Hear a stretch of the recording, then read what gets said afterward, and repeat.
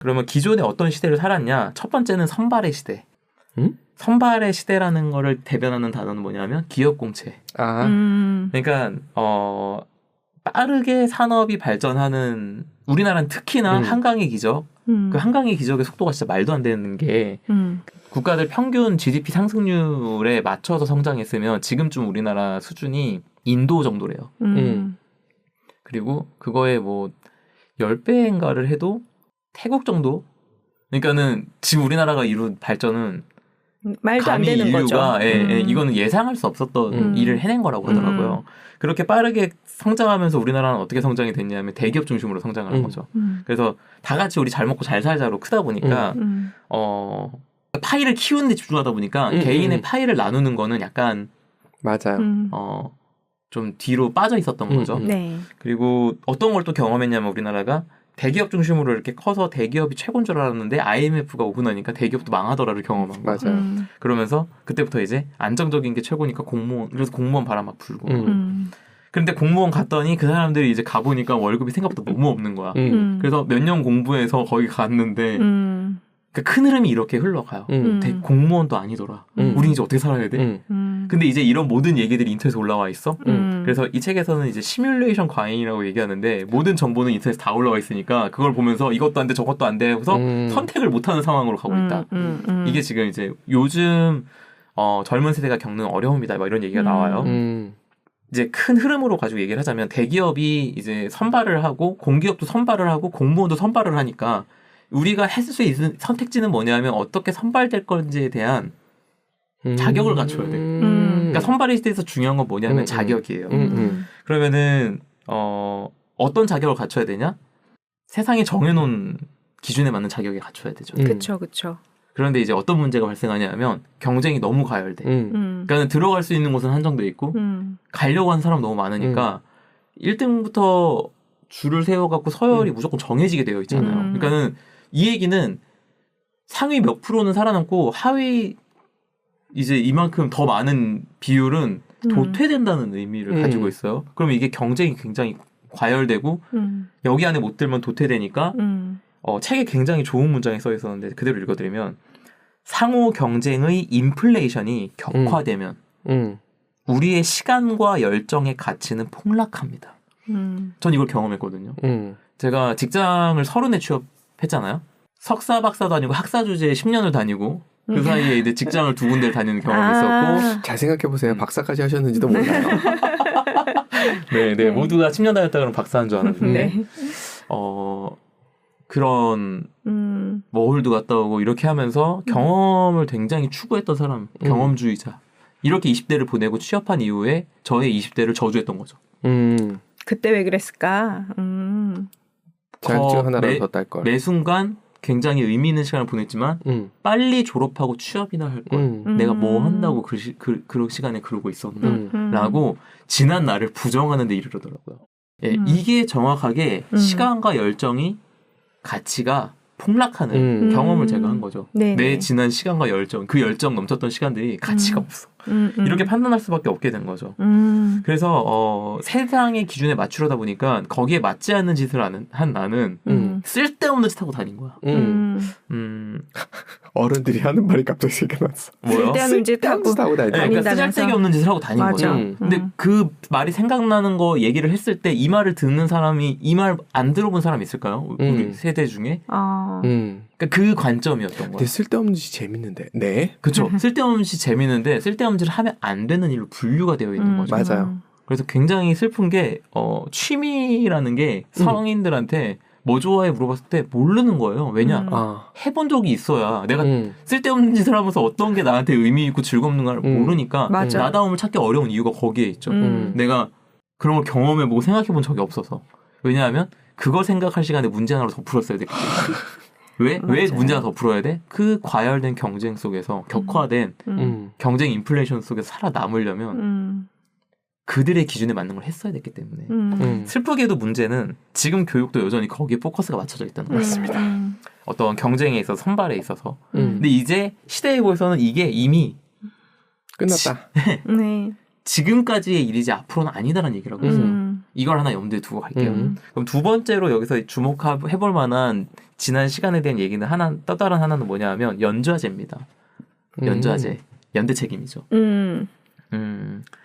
그 연좌제, 그러니까 연좌랑 연대가 의미가 달라요. 예. 연세 유니버시티 말고요. 그 자신의 의지로 연결된, 그러니까 주체적으로 대등한 네트워크가 연대예요. 그 연좌는 뭐냐? 책에서 설명하는 게 누군가의 불안에 의해 강제된 속박의 네트워크가 연좌인 거예요. 그런 게 어떻게 있냐면 크게 두 가지가 있는데 하나는 회사고, 회사라는 조직이고, 하나는 가정이에요. 그래서 이 연좌에서 어떤 게 욕먹는 일이냐? 지밖에 몰라. 이게 이제 욕먹는 일인 건데 이런 거예요. 그 직장에서 우리가 같이 이제 일을 했어. 퇴근 시간이 6시죠. 우리나라에는 슬프게도 칼퇴라는 단어가 있어요. 그럼요. 그러니까 정시 퇴근이 너무 당연한 세상이 아니기 때문에 그럼 왜 정시 퇴근을 내가 일이 끝나는데도 못하냐? 연좌 때문에 그런 거예요. 그러니까는 우리 다 같이 고생했는데 지금 김 과장이 이렇게 우리 조직을 위한 일을 하고 있는데 옆에서 응원이라도 하고 나머지 있어줘 얘가 더 열심히 할 거 아니냐. 이런 연좌가 있다는 거예요. 근데 지금 세대는 그걸 못 받아들이기 시작했죠. 그걸 왜 못 받아들이냐? 얘가 개념이 없고 지밖에 모르는 싸가지 없는 친구여서 그게 아니란 얘기를 이제 책에서 하고 있어요. 그 얘기를 조금 이따 할 거고요. 그게 하나가 있고 크게는 또 어떤 연좌가 있냐면 가족에서 부모님을 부양해야 되는 연좌가 있어요. 만약에 제가 이제 맞이니까 제가 이제 어머니를 부양하는데 동생은 신경도 안 써. 그럼 이제 쟤는 지밖에 몰라. 이렇게 한다는 거죠. 근데 어떠세요? 이제 저는 부양하고 동생이 부양하면 두 분은 동생을 어떻게 보실 거예요? 상속을 받으면 안 된다고 생각합니다. 네네네. 거래로 보시고. 네. 당연하다 아니면은 그럴 수 있다. 당연하진 않죠. 뭔가 같이 뭔가 힘들면은 나눠줘야 되지만 걔가 못하겠다는 걸 뭐 어떻게? 그렇지. 이해는 가는 거죠. 심정적으로. 네네. 그럴 만한 사정이 있겠지인 거잖아요. 워낙 감정적 공감을 잘하시는 분이라. 그렇죠? 이게 지금 큰 맥락 두 개가 이제 지난 시대에 대해서 하나가 이제 선발의 시대인 거고 하나가 이제 연좌의 책임이 있던 시대. 네. 전체가 중요하기 때문에 개인의 어떤 추구하고 싶은 것들을 좀 포기해야 되는 그런 시대였다라는 거죠. 그럼 지금은 어떻게 바뀌었냐? 먼저 이제 주제부터 얘기하자면 구조적 변화는 거스를 수 없다. 이거를 전제하고 이야기할 거예요. 그러니까 바뀐 시대. 개인의 문제가 아니라 구조적 변화 때문에 개인이 그렇게 바뀐 거다라는 이야기를 지금 할 건데 일단 부양의 문제예요. 지금 형제가 몇 명 있으시죠? 각자? 전 남동생 하나. 저는 셋. 3남매. 3남매시고 그렇죠? 3남매, 2남매? 네, 남매. 네, 저도 2남매인데 형제? 그러면 부모님의 형제는 어떻게 되시죠? 6남매. 6남매시고 이거를 돌아가신 분까지 합쳐야 되겠죠. 네네네. 몇 살까지 살았던 분까지 합쳐야 되는 아니 그게 아니라 부모님의 형제. 그러니까. 부모님이 몇 남매냐. 그러니까. 지금 살아계시고 이런 거 다 무관하게. 왜냐하면 아주 어렸을 때 돌아가신. 있죠. 그러니까 이게 되게 어려워지는데. 그래도 다 합쳐보세요. 다 합쳐서. 양가를 다 합칠까요? 아니. 한쪽. 평균 더 적은 쪽을 얘기해보시죠. 7이 더 적은 쪽인 거죠. 7이 적은 쪽. 저도 저희 장모님이 9자매세요. 9자매? 9자매. 네, 9자매시고. 그러니까는 제가 처음에 이제 결혼해야겠다고 마음을 먹었을 때 인사를 해야 된다고 다 생각을 했을 때 이모죠, 이모? 네.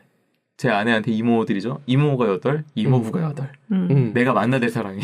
야, 그리고 기억하는 것도 보통 일 아니다. 그쵸. 네. 그러면 거기에 딸린 자식들 다 생각하면 엄청난 대가족이죠, 이게. 그쵸. 그럼 저희 집 상황은 어땠냐면, 저희 친가 쪽이 5남매, 외가 쪽이 6남매. 그런 저희 부모님 세대는. 이게 무슨 얘기냐 하면, 지금 인원이 많이 줄고 있잖아요. 오늘 핵개인을 얘기합니다만, 핵 가족으로 가면서 이게 적어졌는데, 기존의 부모님 세대는 형제가 6 정도가 거의 평균인 것 같고 저희는 2, 3이죠. 그럼 지금 자녀 몇 분 있으시죠? 하나요. 네, 저도 하나. 그럼 제 자녀 세대는 하나가 당연하겠죠. 그러면은 부양해야 될 책임, 그 부양의 짐을 한번 생각해 보자는 거죠. 저희 부모님 세대 때는 6, 7명이 나눠졌어. 두 분 부양을. 저희 세대는 1대1인 거지. 두 분 계시면 둘이서 그걸 나눠줘야 되니까. 굉장히 많이 늘었죠. 저희 자녀는 한 명이 두 분을 모셔야 돼요. 그렇다면 이게 구조적으로 예전에 부양 당연했던 걸 계속해서 보면 얘한테는 부담이 훨씬 커졌는데 이게 맞냐는 거죠. 거기다가 예전에는 우리 사회가 아까 얘기했듯이 굉장히 빠르게 성장하면서 산업적으로 사회적으로 기회가 굉장히 많은 시대였는데 지금 그렇지 않잖아요. 네. 경쟁이 격화된 이유가 있죠. 성장세가 줄었고 맞아요. 산업도 그러니까 인원 점점 뽑는 선발의 인원도 줄어가는 상황이고 선발된 인원한테 주는 것도 점점 적어지고 있는 이 상황에서 그래서 이렇게 얘기하거든요. 부양이 예전에 했던 거에 비해서 부양이 엄청 늘었고 시대적으로도 부양할 수 있는 능력 자체가 예전 같지 않은 상태. 맞아요. 그러니까는 가중된 게 훨씬 커지는 상태인 거죠. 그러니까 이거를 여전히 예전 기존의 관점대로 야 부모님 당연히 모셔야지 너 지금 그렇게 생각하는 게 말이 돼라고 얘기하기에는 요즘 부모들은 그 생각 하지도 않을 거예요. 너나 잘 살아라. 그렇죠. 그런 네. 분들 말은 많죠. 그러는데 네. 실제로 아니신 분들도 있고 뭐 하여튼 맞아요. 왜냐하면 이게 논리가 아니라 감정의 문제이기 때문에 맞아요. 그리고 주변에서 또 이제 경쟁하시잖아요. 사실 맞아요. 이번에 우리 이런 거 그러니까 안 해준 건 얘기 안 하니까 어차피 SNS 같은 거잖아요. 맞아. 어른들 또 어디서 받은 것만 자랑하시지. 그렇죠. 그러다 보니까 나는 괜찮다고 아무리 생각해도 주변에 자꾸 그러면 이 새끼는 이렇게 얘기하는 거죠. 그렇죠. 아무리 그래도 들여다보지도 않고 이러면서 한 번씩 장문의 메시지로 너는 엄마 죽었냐 살았냐 관심도 없냐 이런 메시지를 보낸다는 거죠. 그러니까 그렇게 된 시대의 변화를 우리가 그 맥락 속에서 이 부양의 문제를 좀 봐야 될 필요가 카톡의 있다. 문제이군요. 없애버릴까요? 네, 그래서 내 미래를 내 불안을 이제 가족이라 하더라도 연주할 수 없는 시대가 됐다. 이게 이제 핵개인의 시대가 이야기하는 거예요. 예전에는 가족 단위로 핵 가족의 의미로 얘기했다면 이제는 가족 내에서도 이제 진짜 개인으로 봐야 된다. 동의하시나요? 완전 네. 동의하죠. 네, 이런 맥락이 하나가 있고요. 또 하나는 이제 조직의 문제 다시 또 얘기하자면, 네, 그 조직의 문제는 어떤 게 있냐면 예전에는 이제 평생 직장이라는 개념이 있었고, 그러다 보니까 선후배 관계가 되게 중요했고 이런 시대였는데 지금은 이제 평생 직장 개념은 사라진 지 오래됐고, 네. 이직이 너무 당연해져 버렸고, 그러면은 선배 후배 개념도 사실은 많이 흐려져요. 왜냐하면 언제 안 보게 될지 몰라. 이게 일단 하나가 있고, 또 하나가 뭐가 있냐면 이제 AI 등장과 관련이 있는데 AI가 등장하면서 뭐가 몰락했냐? 크게 두 가지가 있는데 이제 하나는 전문성 그리고 하나는 경험이에요. 그러니까 전문성이라는 건 어떻게 벽을 치냐 하면 전문 용어로 벽을 친대요. 그러니까 언어로 벽을 쳐서 사람들이 이해 못하는 언어로 벽을 쳐서 전문성이 없으면 여기서 하는 언어를 이해를 못하는 거야. 그러니까 네. 우리가 법조계 용어나 의료 용어나 이런 거를 이해를 못했기 때문에 옛날 그래서 의사들의 권위는 이 필기체 못 알아보는 라틴어. 네, 필체에서 온다고 하잖아요. 맞습니다. 그렇게 벽을 쳤는데 지금 시대는 AI가 그 부분을 아주 친절하게 파고든대요. 미생 다시 그려야 됩니다. 네, 맞아요. 미생 처음에 그런 장면이 나오잖아요. 거기가 무역회사거든요. 네, 맞아요. 수많은 용어가 나오는데 그 장그래가 그거부터 하잖아요. 맞아요. 용어 단어. 정리부터 네. 들어가거든요. 맞아요. 그 단어를 외우고 다 그렇게 하고 그 미생에서 얘기하는 것도 결국은 조직에서 잘 맞아요. 그러니까는 지금 여기서 하는 얘기는 미생은 이미 지난 세대. 시대에 지났다. 대한 교훈인 거예요. 네. 그게 너무 소름 돋죠. 제가 그래서 얼마 전에 미생을 정주행했거든요. 다시 보면서 와 이거 이 교훈을 지금 받아들이면 큰일 날 것 같은데 이런 포인트들이 있더라. 다 그런 건 아니지만 맞아요. 포인트들이 있더라. 그래서 전문성은 더 이상 벽을 칠 수 없게 됐어요. 그래서 기존의 그런 선배들이 가지고 있고 나는 아직 갖추지 못한 전문성들이 더 이상 유의미하지 않게 됐다라는 게 첫 번째가 있고 또 하나는 경험의 몰락이라는 거는 그 시대가 너무 빨리 바뀌니까 선배의 이 현행화에 이제 딱 키워드에 맞는 얘기인데 선배의 경험이 이제는 맞지 않는 얘기가 돼버린 거예요. 맞아요. 그래서 내가 경험해봤는데라고 시작하는 선배의 말은 믿고 거른다는 라떼. 거예요. 꼰대죠. 라떼라고 해버리잖아요. 그래서 그러니까 그때의 경험을 얘기하는 선배의 말은 믿고 거른다는 거예요. 그러니까 믿고 듣는 게 아니라. 그러니까 그쵸. 전문성도 AI가 경험 대신 AI의 지식이 그러니까 이 빅데이터를 읽고 주는 정보가 더 유리해지다 보니까 선배의 존재가 이제 희미해지죠. 네, 의미가 없어지는 거예요. 그래서 얼마나 오래 했을지도 모르겠지만 여기에서 선배라고 해서 나한테 도움될 만한 것도 안 갖고 있는 거야. 이 사람 도움되는 거 뭐예요? 여기에서 누구 라인이냐. 라인 탄력으로 이제 도움이 되겠지. 아, 중요하네요. 네.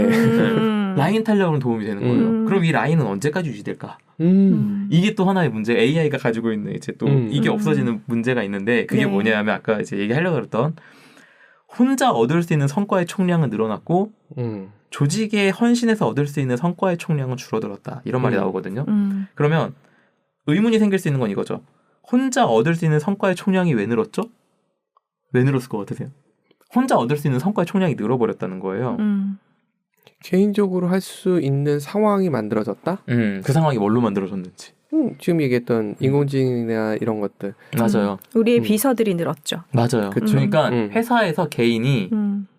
기존의 방식으로 일을 하고 있으면 지금 굉장히 위험한 상황인 거예요. 그러니까 나 혼자 할 수 있는 일이 늘어났어. 그래서 어떤 일이 생겼냐면 팀장님들의 이제 반란이 일어났는데 뭐 궁지에 몰렸나 보다. 반란까지 하시고. 네, 궁지에 몰린 거죠. 왜냐하면 기존의 조직이 이제 나이가 선배여서 이 사람들은 그랬는데 얘네들이 내 말을 안 들어. 왜냐하면 나한테 대한 뭐 선배에 대한 의미, 존경의 이유가 없어. 그럼 내 말을 들을 필요가 없죠. 내 경험이나 내 전문성이 얘한테 아무 쓸모가 없잖아. 그럼 어떻게 돼요? 그냥 대등한 관계가 돼버려요. 맞아요. 그러니까 이제부터 저 퇴근하겠습니다. 먼저가? 왜요?